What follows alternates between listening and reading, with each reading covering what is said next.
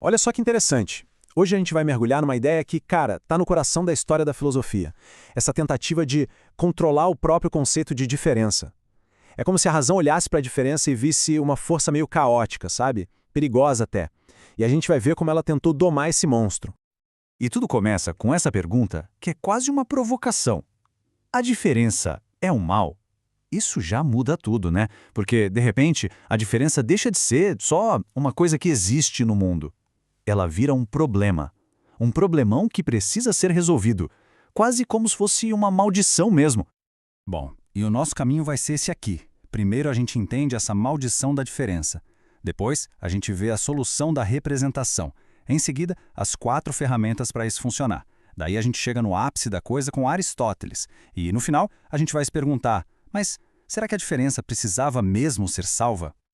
Então vamos lá. Mergulhando na primeira parte, a maldição da diferença. O negócio é o seguinte, para a filosofia lá dos primórdios, a diferença não era só uma característica do mundo, não.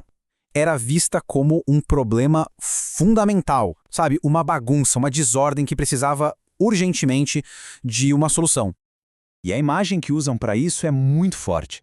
Pensa num monstro trancado numa caverna. Essa era a diferença. Algo selvagem, caótico, que precisava ser contido. É quase como se a filosofia antiga tivesse medo do desconhecido, da desordem. E esse monstro, essa diferença pura, ameaçava a ordem de tudo. Ameaçava a lógica, a realidade. A missão então era clara: tirar esse monstro da caverna. E essa citação aqui, olha, ela resume perfeitamente a ideia. Tirar a diferença de seu estado de maldição parece ser então a tarefa da filosofia da diferença. Ou seja, a missão que a filosofia deu para si mesma não era só entender a diferença. Era literalmente salvar a diferença. Resgatar ela desse lugar amaldiçoado para torná-la segura, compreensível, palatável para a razão. Ok, se a diferença é o monstro, qual foi a arma escolhida para domar a fera? A resposta da filosofia foi uma ferramenta poderosíssima, a representação. Vamos entender agora como é que isso funciona. E quando a gente fala de representação, não é só tipo uma imagem na cabeça, não. É a ferramenta que a razão usa para pegar aquele caos todo e organizar, dar uma forma, transformar a bagunça num organismo harmonioso e, o mais importante, pensável. Pensa assim, no mundo existem milhões de árvores, todas diferentes. A representação pega essa bagunça e cria o conceito de árvore, algo que a gente consegue entender, usar, comunicar. Então o objetivo era duplo, saca? Primeiro, tornar a diferença vivível, ou seja, algo com que a gente consiga lidar no dia a dia, no mundo real. E segundo, torná-la pensável, ou seja, colocar ela dentro das caixinhas da lógica para que a gente possa analisar sem que isso quebre a nossa cabeça, sem destruir a própria razão. Tá, mas como é que a representação faz isso na prática? Bom, ela não age sozinha. Ela se apoia em 4 pilares. 4 raízes que servem para amarrar a diferença, para prender ela no chão firme da razão. E esse aqui é o kit de ferramentas completo. São 4 amarras, 4 passos. Olha só.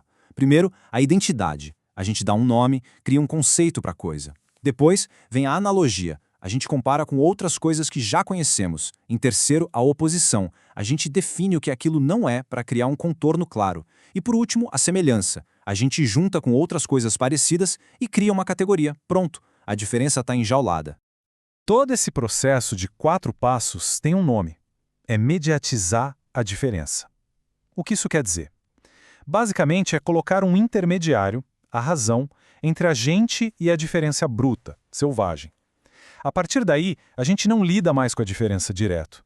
Ela chega para a gente já filtrada, organizada, domesticada.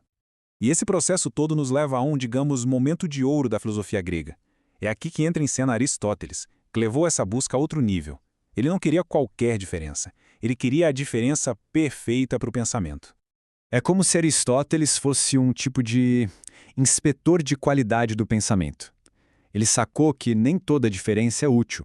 Algumas são grandes demais para a gente conseguir trabalhar, outras são pequenas demais, insignificantes.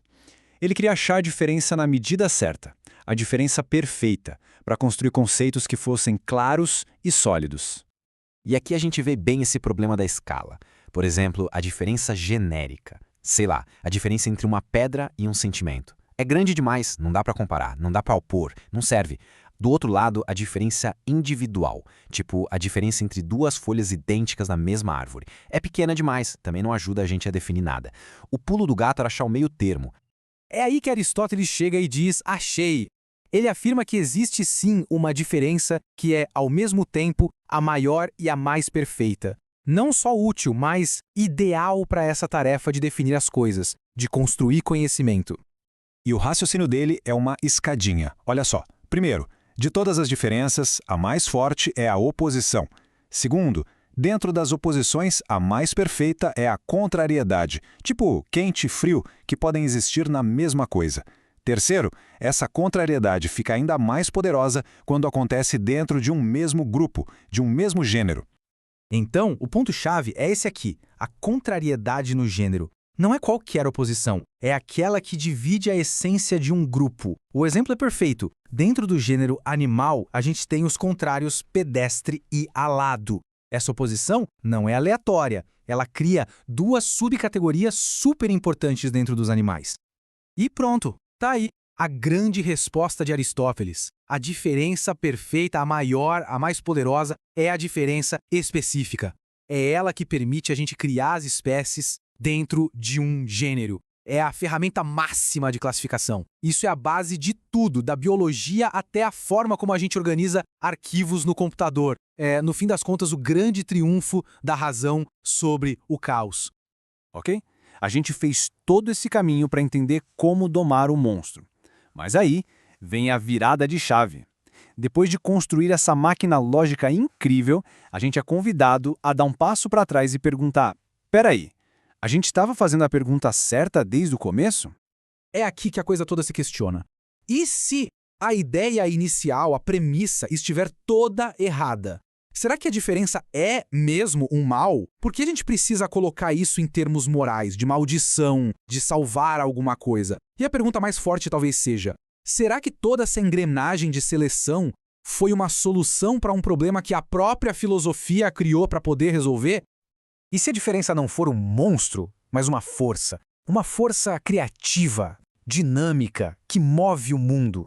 Essa pergunta muda tudo. Porque se for assim, talvez o objetivo nunca devesse ter sido domar a diferença. Talvez o objetivo o tempo todo devesse ter sido o contrário, libertá-la.